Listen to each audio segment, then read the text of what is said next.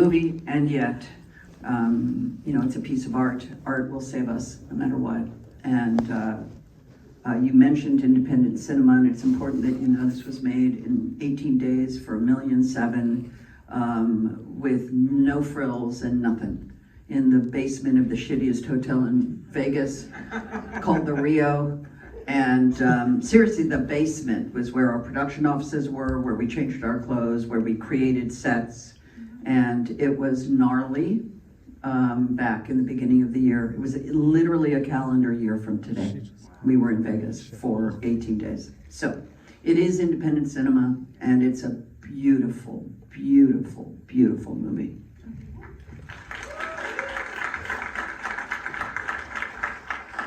On a much lighter note, I want to congratulate you both. Amid all the horrifying news today, there was a bright spot. You two both got nominated for SAG Awards for this film. Yeah. Unexpected, but really, wonderful from your peers. It's a great award to be nominated for. Yeah. Just so you know, we had never met, this one and I, until we met in the lobby of the shittiest hotel in Vegas.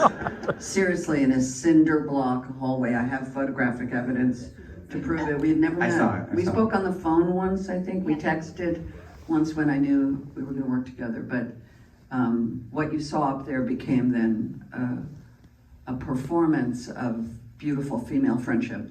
And I'm very happy that that's the result of that day, even though it's the worst fucking day in the city of Los Angeles in a long, long time.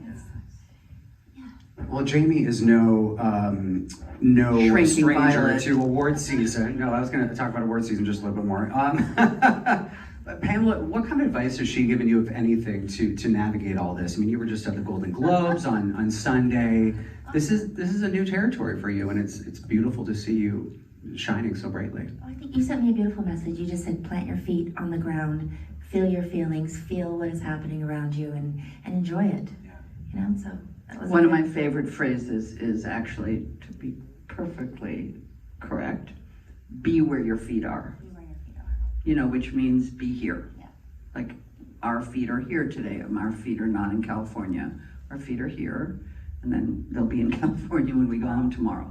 So there's a nice feeling of just trying to be in the total acceptance of the moment of your life, because people work their whole lives for these moments. And to watch this one have so much beautiful exposure and have people be able to see the depth of her work, the complexity of her character, not her character, but I'm talking about Pamela's character as a human being, has been exhilarating for me.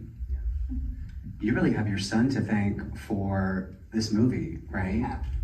Well, you all have, exactly. Yeah. Well, So you can tell the story, but the fact that your son was the one who was sent the script from Coppala, because Coppala actually tried to reach your agent, and your agent didn't think this was a good fit for you, and you left that agent subsequently, which is Yes, I great. have a new I was going to say, what agent? Yeah, what It really agent, wasn't an exactly. agent. It was a different time. I was in my garden making pickles and jam. He probably just felt like I was happy there and didn't need any project like this. But no, then Gia called my son, and he produced the documentary, so she knew that was a good way to reach me. And he sent it to me, and I loved it, and I couldn't wait to do it. It was just something I really had to do. I could hear her voice, I could picture it so clearly, and I thought, oh, this is that feeling. This is that feeling when an actor gets a script and they love it and they have to do it, because it was the first time I've ever read a good script. Wow. So it was great. I need to remind you all what she just said. Yeah. This is my first try. How old are you? 57. Okay. The first time I ever read a good script, she's 57. It's That's never too late. insane, people. That means the things she had read prior were not good. That's a heartbreak for someone like me to think about a beautiful actor like this, and not to disparage Baywatch, but it's very poignant to me when you say that. It's the first time I ever read a good script. That's profound. Do you really feel that this came at the right time for you? Yeah, I mean, Yeah. I couldn't have played Shelley the way that I was able to if I didn't have the life that I've had. Yeah. So it was all worth it. Yeah. It really gave me a place to put it, you know, to draw from, to experiment with. I always say that everyone should take an acting class. You know, you really learn so much about yourself. Like, it's something that therapy can't do for you, or your best friend even, is somewhere to really explore yourself and find those moments and those things that you can, I guess it's like, you know, painting a painting, writing a song, writing poetry. It's another way to express yourself, and I felt like I was just bursting at the seams. I needed somewhere to put my life, and this is where it ended up. So it was life-saving to not be dramatic. That's so beautiful. I was at the Toronto premiere. I was lucky enough to be in the audience, and that was a very emotional night for everyone on stage.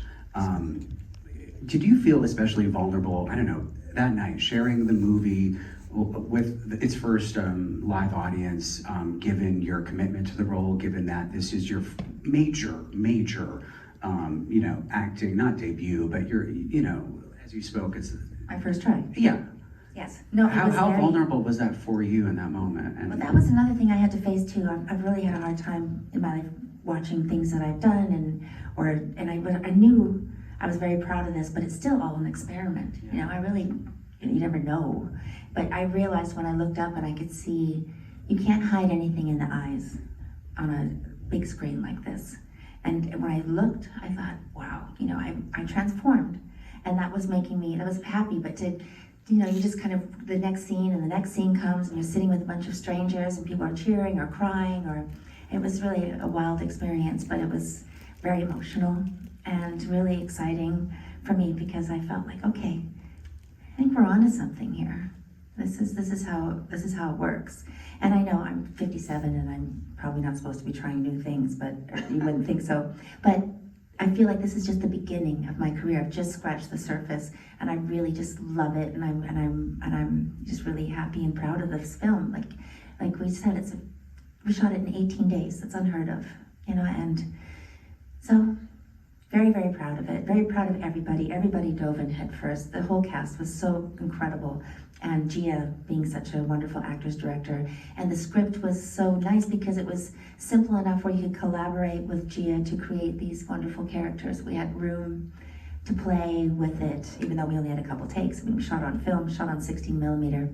So it was just a wild experience, just really raw and focused, and it was great. And Toronto was the first time we had ever seen the movie, and we only shot it we started January 4th. Wow. We finished end of January. I mean, Toronto was in September, so... And Toronto was in September, and so none of us had seen each other. Last year. And then all of a sudden, we found ourselves at this film festival, and we were sitting in the audience like you guys. So we experienced the movie like you just did. Yeah. And we were all just totally moved by it. And then they made us go out on a stage, Yeah. and we were all crying backstage. I mean, it's emotion, right? It's the movies. If you don't feel something, we didn't do our job. And so we were also feeling it, and it was beautiful to see it that way. I mean, I saw Everything Everywhere All at Once at the premiere in South by Southwest. That was like, what the fuck? That's the movie we made, because you don't know. Yeah. You make it in little tiny pieces. You do it in this fast, incredibly fun and creative way, but you don't know what the movie is. I'm not the director. I'm not the editor. I'm not putting it together. And so, you know, just to see the movie and to feel Shelley's story and that last sequence, you know, I'm gonna ask a question if I may. How many people think that in fact her daughter was in the audience at the end? Wow, not one of you? There's one in, but see, that was her fantasy. Yeah. Because remember, she's backstage and she says, "Ah, you came." And she says, "Mom, it's your show." And then she turns her head and comes back and she's gone. I thought she was there. So that shot where Billy's sitting with, can we talk about Dave Bautista for a Dave minute? Bautista is so great. Okay. Can we talk about Dave fucking Bautista for a minute? Do you know he has been the subject of more conversations at dinners with me, with people who've seen the movie, even than Pamela, even than me, even, you know, whatever. Like, his work, that guy, Eddie, is a fully formed person. And so that shot, when Billy is sitting with him and they're smiling and clapping, I really thought it was her. Like, I wanted that to be, and then I realized, oh, that was a fantasy. She wasn't there. It killed me. That's what killed me. That's what And killed she called me Mom, And she called you Mom. because she mainly called me Shelly. Killed me. Anyway, sorry. Yay, Dave. While we're talking about Dave. fully formed characters, I have to ask you about Annette and the fact that you formed this character on screen in 3 days. That is insane Well, to me. 4 days because I got a spray tan on the first day. Mommy's never had a spray tan. Mommy will never have another spray tan. They put the spray tan in places where spray tan is not supposed to go. Because, you know, you stand there and, you know what I'm saying? I found spray tan in places I did not expect to ever see it. But you know, that's the beautiful part of the job. That's the fucking juice. The tan? No. I'm kidding, I'm kidding. The character. Yeah. Like, I know Shelley, come on. I mean, Shelley, sorry, Annette. Who here in this room doesn't know that woman? Right? Everybody knows Annette. Yeah. Everybody. We went to high school with Annette. Right? We fired Annette. We slept with Annette. Our husband slept with Annette. Our husband and his brother slept with Annette. I mean, Annette is the epitome of a hustler. Annette is what Vegas demands women to be, which is everything, everywhere, all at once, you know? It's brutal. Vegas is a brutal place for women. And I just loved how beautifully formed that was on the page. And, you know, that then, this is why God invented hair, makeup, wardrobe, props. You know, that's the beauty of building a character, because we all know her. I knew her left, right, and center. I didn't have to do any research. I did everything Annette did, except the brother and the husband. Oh my God. I think. Well, another reason why I was shocked by just the timeline of it all is because the bond that you two show on screen is so believable and lived in, and yet you two just met the day that you had to begin filming. Acting, The first of your baby. first That's days, why yeah. we call it acting. That's why you call it acting. But was there an immediate spark between you two? I mean, you've been really open in the press, Jamie, about how much you've admired Pam over the years. I said, yeah, okay, so I've said it before, but the movie's coming out, so you know what? This is the time to say it. Yeah. I was actually heading to a book tour, then heading to a movie in Providence, Rhode Island with James L. Brooks for 4 months, starting at the end of January. And I had a book tour in New York, and Gia sent me the script, and she said, it's called The Last Showgirl, it stars Pamela Anderson. And I said, yeah, I'll do it. Absolutely, I'll do it. I'll do it because I am, as I said, I'm an old lady, I'm 66. I've been raised in show-off business. I've done everything you can do in show-off business, including selling yogurt that makes you shit. And for money, for good money. But I hadn't, weirdly enough, seen the documentary, you know. And I'm really glad I hadn't. I saw it after, I only saw it, like what I said, a month ago. I only watched it when I was shooting a movie in Nashville and had some time off. I knew she was more than a red bathing suit. I knew she was more than her body. I knew it. I just knew it in her spirit. I knew it in the gentleness and love that she puts into the universe. It's evident. And then after we had done the movie, then I'm minding my own fucking business, and I'm not a fashion girl, obvi. And then all of a sudden it was Fashion Week, Fashion Month in Paris. Yeah. When you were there? Yeah, Fashion What was it Paris called? Fashion Week. It was Fashion Week. Yeah, Paris. And all of a sudden, Pamela is at Fashion Week. I learned this word today. Eating fucking Fashion Week.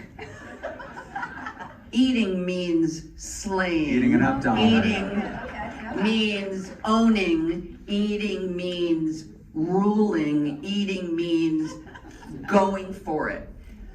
And she was doing it with nothing on her face. And it was, I was breathtaking to see. I was like, because there it was.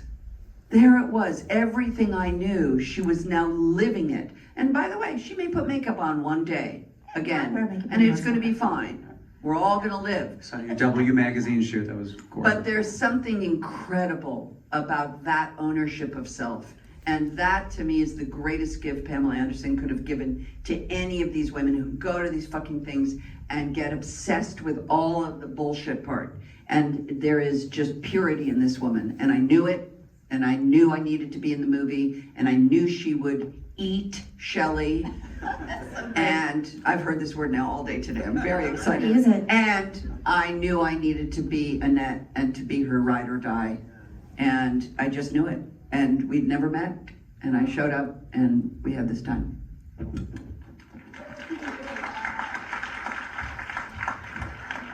For you, Pam, what was it like to have a champion in your corner during the making of this? I mean, I know she wasn't on set many champions, but someone of Jamie Lee's, incredible. Like I said, I was afraid. You're a legend. I was afraid to meet the legend. Jamie, I was very intimidated, and I thought, oh my gosh, it was just like stomach ache. Okay, I'm gonna meet Jamie today. And we did the table read, and she had just gotten the spray tan, and she was changing colors before my eyes. By the This time is the end- part you have to hear. Yeah. Apparently, I changed color as we were doing the table read. Yeah, deepening, and her lips became whiter, and her face became darker, and I thought, wow, this is gonna be a trip. But then she looked at me and said, I did this movie for you. And that's when I went, okay, well, let's just throw that fear out the window. Let's go. It's go time. It's go time. It's go time. Let's do this. There's only one way through, and that's through. I love that. Yeah.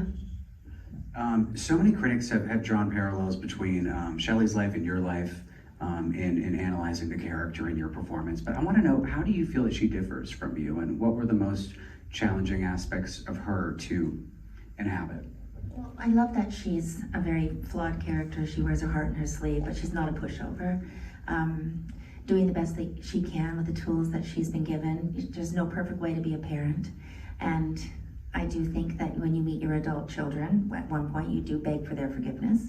I think being objectified in your children's young life leaves a mark, and that's something to be addressed, and it was something we got to explore in the film. So there's many parallels, but I always felt like that was just a jumping off point, and the rest was just transforming into this character, this essence of, she just became Shelley. So I don't know about any of the similarities. It was just that I had so much empathy for her, and I could understand her, and I understand her love of her art form and nostalgia, and I felt like that was such a great part of this film, is that Las Vegas during the day was a character in the film. And I love the analog, versus digital, and the Walkman, and the rotary phone, and that was shot on film, all these kind of subliminal parts of this film in hindsight, looking back. But also, it's about reinvention, and about, you're just doing the best you can. And like you said, you're doing the best you can. And I think that's very relatable. I think this movie also was about different generations of women hitting the same crossroads, and about the family you create in your work environment, and just, friendship, but yeah. And I guess sacrifice. And what artists sacrifice and lose with their children. And, That is a component of an artist's life. I mean, read any biography of children of writers or painters or actors or musicians, and there are many will say that there was that no matter what, being an artist really took precedent. And that's very much the case here.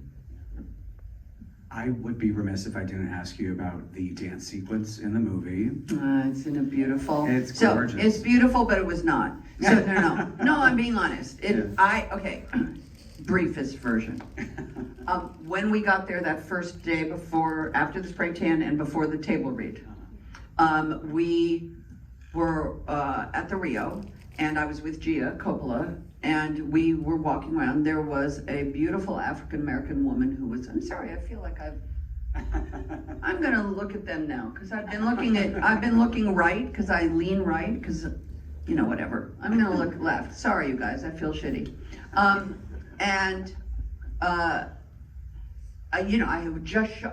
think I landed at noon, went to the shittiest room, didn't touch the bed. I mean, I can't even. Black light flashlight to look for, can't even, bed bugs and liquids. I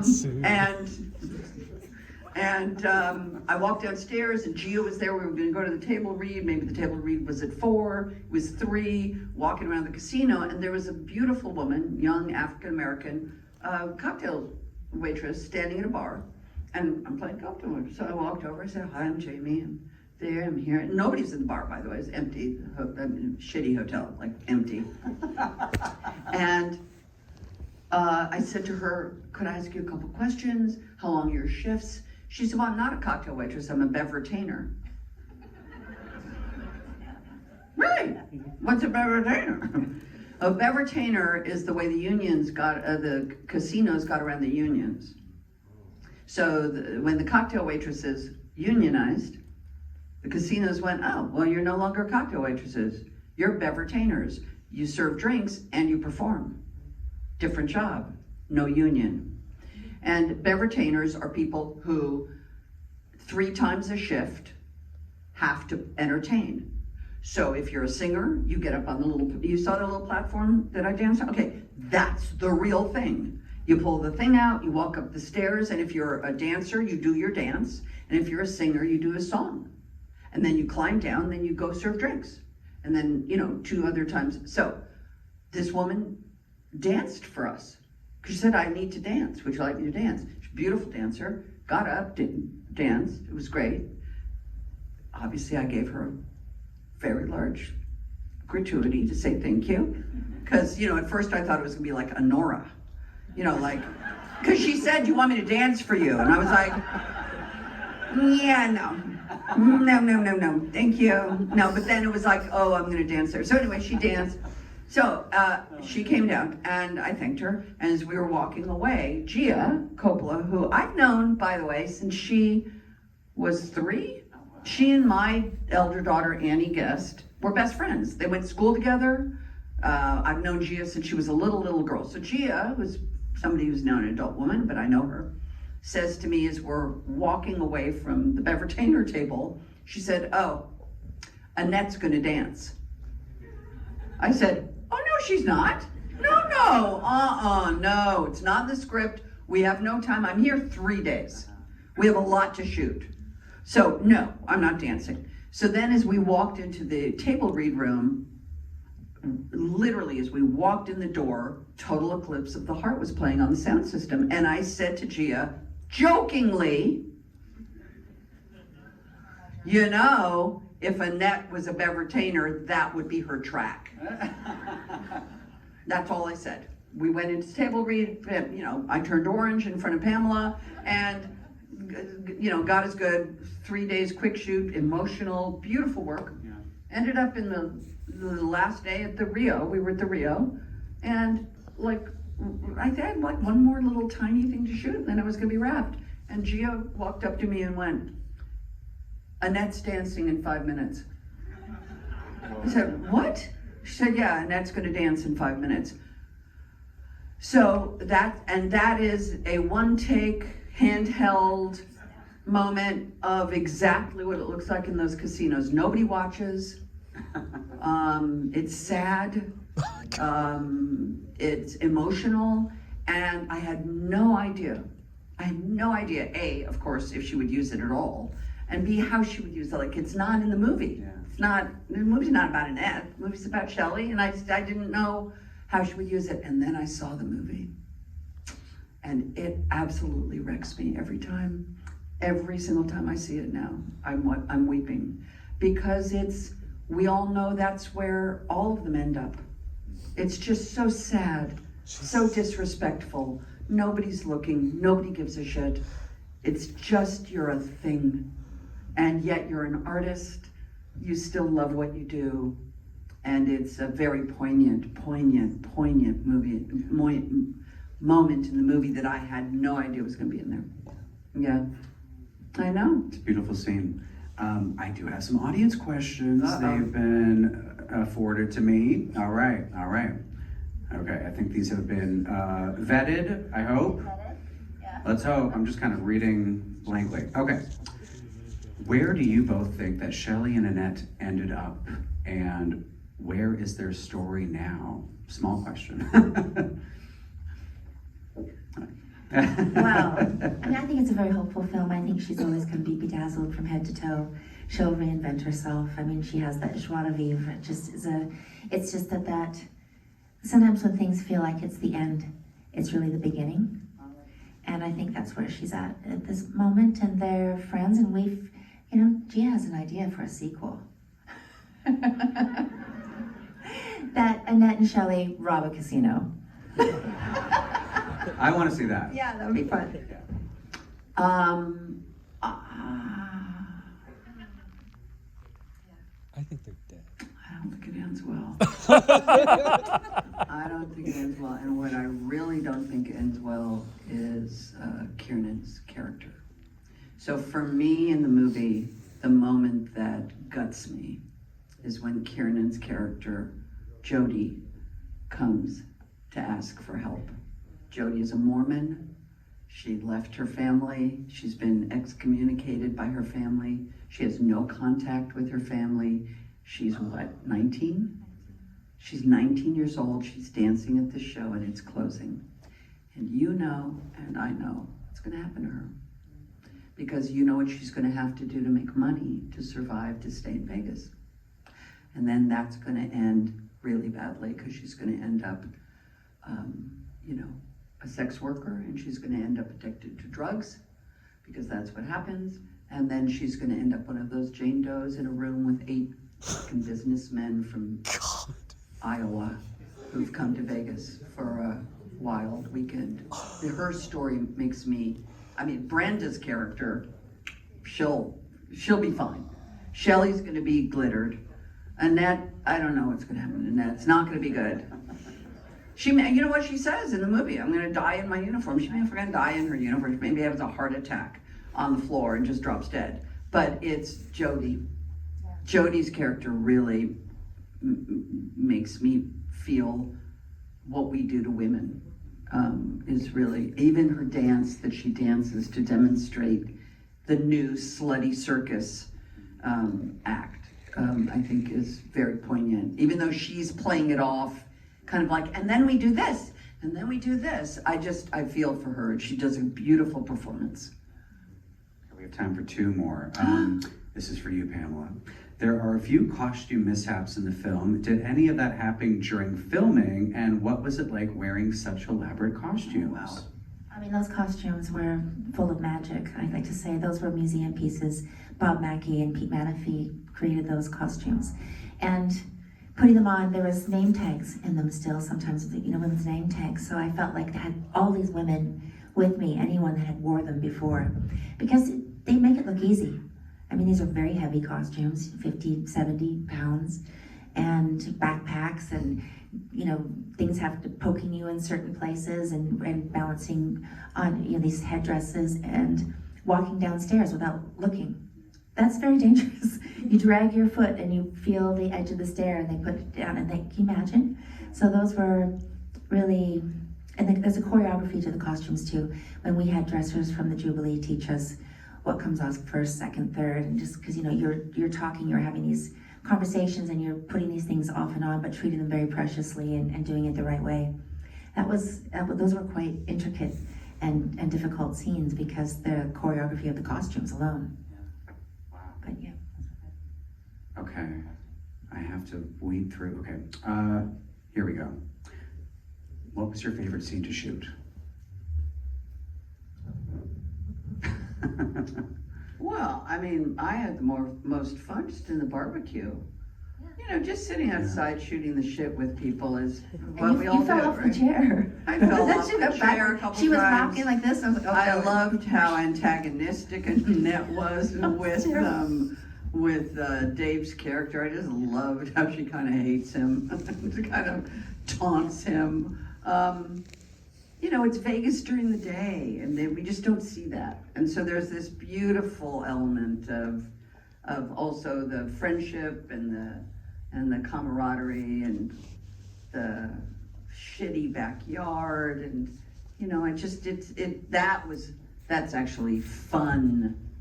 That was fun because we did that for a minute because we had to go around the table, and you know, it's fun to poke fun at someone. And that house was an actual showgirl's house. We really didn't have to do much set dressing.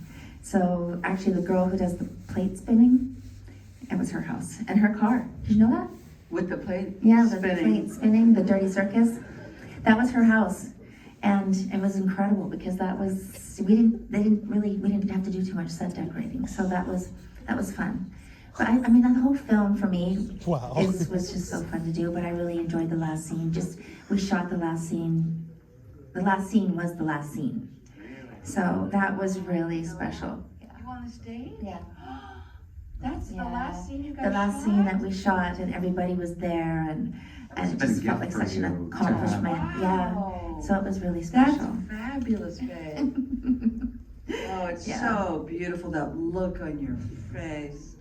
Just Ah, like, yes. and the fucking Miley Cyrus song. Oh my gosh, and yeah. Oh my God, to do that against that last scene, come on. Well, I just want to thank you two for taking part in this live stream. For everyone here and all